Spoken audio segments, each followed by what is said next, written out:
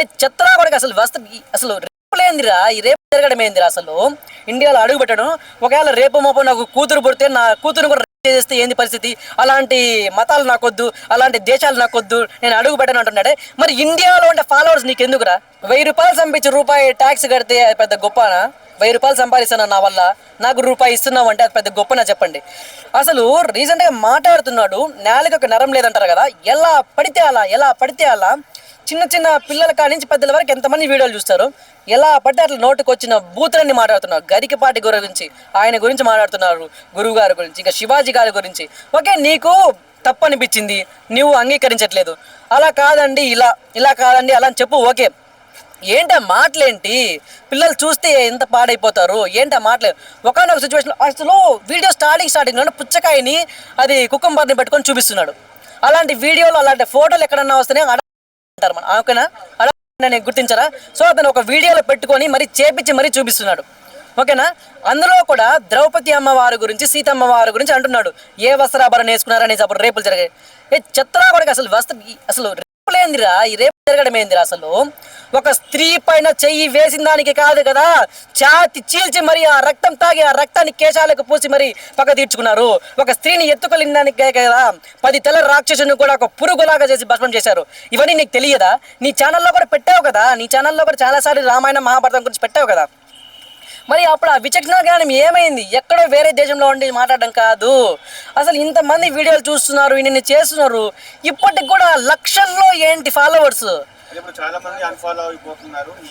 ఎక్కడ అవుతున్నారు? నేను తెల్లారు చూస్తే మిలియన్స్ లో ఉన్నారు, లక్షల్లో ఇంకా ఫాలోవర్స్ మిలియన్స్ లో ఉన్నారు. ఎన్ని లక్షలు అప్పటికి? ఇంకా 2 రోజుల ముందు చూసుకుంటే 1.8 మిలియన్ ఉండే, 1.7 మిలియన్ అయిపోయారు. మరి తగ్గినట్టే కదా.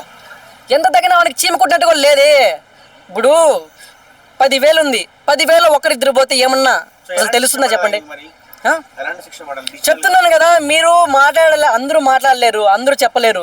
సో మీరు ఏం చేయాలంటే వాడిని ఫాలో అవుతున్న ప్రతి ఒక్కరు అన్సబ్స్క్రైబ్ చేయండి. అలా అన్సబ్స్క్రైబ్ చేస్తేనే బుద్ధి వస్తుంది అంటున్నాడు. ఇండియాలో అడుగు పెట్టడంట, ఇండియాలో అడుగు పెట్టడం దరిద్రం అంట.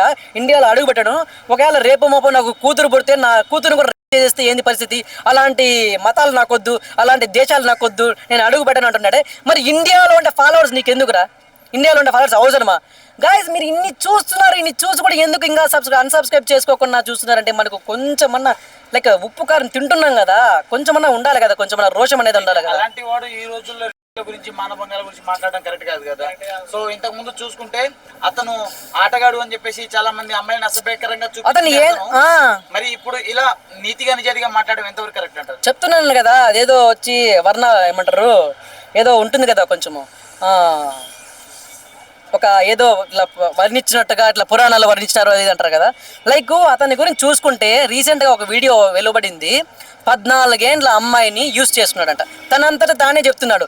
అలాంటి వ్యక్తి ఉమెన్ ఎంపవర్మెంట్ గురించి పోరాడేస్తున్నాను, ఉమెన్ గురించి మాట్లాడేస్తున్నాను, ఏదేదో చెప్తున్నాడు. అసలుకి భారతదేశం గురించి ఎక్కడ ఉన్న వీడియో రిలీజ్ చేస్తే మిగతా దేశాల వాళ్ళు, మిగతా యూట్యూబర్లు ఏమనుకోవాలి? అంతే కదా, మన దేశ పరువు తీసినట్టే కదా. అలా మాట్లాడడం వల్ల మన దేశ పరువు తీసినట్టే. ఏంటి చెప్తున్నారు కదా, మనం కొట్లాడుకుంటే పక్కింటోనికి అలసి అయిపోయినట్టుగా మనలో మనమే చేసుకొని ఇక్కడ బతికి ఇక్కడ సపోర్ట్ తీసుకొని ఇక్కడ ఎదిగినవాడు బయట దేశం పోయేసి అక్కడ మన గురించే మాట్లాడుతున్నారంటే ఎంత నీచం ఇది అసలుకి. ఎందుకు అసలు ఇంతవరకు ఆయన మీద ఎవరు రియాక్ట్ అవ్వట్లేదు? రాజకీయ నాయకులు ఎందుకు రియాక్ట్ అవ్వలేదు? పెద్ద పెద్ద ఇన్ఫ్లుయెన్స్ ఎందుకు మాట్లాడట్లేదు, రియాక్ట్ అవ్వట్లేదు అని నాకు అనిపిస్తుంది. ఎందుకు పీకలేరు, ఎందుకు చేయలేదు? ఇప్పుడు ఐబొమ్మ రవి ఎక్కడున్నాడు? వేరే దేశాల్లో ఉండలేదా? ఆయన్ని పట్టుకొని వచ్చి ఆయనకి జైల్లో వేసి ఆయనకి ఇన్ని కేసులు పెట్టింది చేశారే. మరి ఆయన లాక్కొని రావాలనుకుంటే ఎంతసేపు చెప్పండి? ఎంతసేపు మన దేశానికి లాక్కొని రావాలి శిక్షించాలంటే? ఖచ్చితంగా చేయొచ్చు, ఖచ్చితంగా శిక్షించవచ్చు. సో ప్రతి ఒక్కరు ఏమైనా చెప్తే నేను ఇండియా ట్యాక్స్ కడుతున్నా, జేబులో వినాయకుడు విగ్రహం పెట్టుకొని తిరుగుతున్నా, తర్వాత భగవద్గీత పెట్టుకొని తిరుగుతున్నా అని చెప్పి చూపిస్తున్నాడు. మరి మీరేమంటారు? 1000 రూపాయలు సంపించి రూపాయి ట్యాక్స్ కడితే అది పెద్ద గొప్పనా? 1000 రూపాయలు సంపాదిస్తున్నా నా వల్ల, నాకు రూపాయి ఇస్తున్నావు అంటే అది పెద్ద గొప్పనా చెప్పండి? ఓకే, బయటికి చూపించి లోపల ఎన్ని బూతులు తిడుతున్నారు చూస్తున్నారు కదా, ఎన్ని బూతులు తిడుతున్నాడు, ఎన్ని చేస్తున్నాడు. చాలా అంటే చాలా దారుణంగా తయారవుతున్నాడు. సో ఖచ్చితంగా ప్రతి ఒక్కరు ఇతనికి యాంటీగా రియాక్ట్ అయ్యి అన్సబ్స్క్రైబ్ చేసుకుంటే దీనికి బుద్ధి వస్తుంది ఖచ్చితంగా.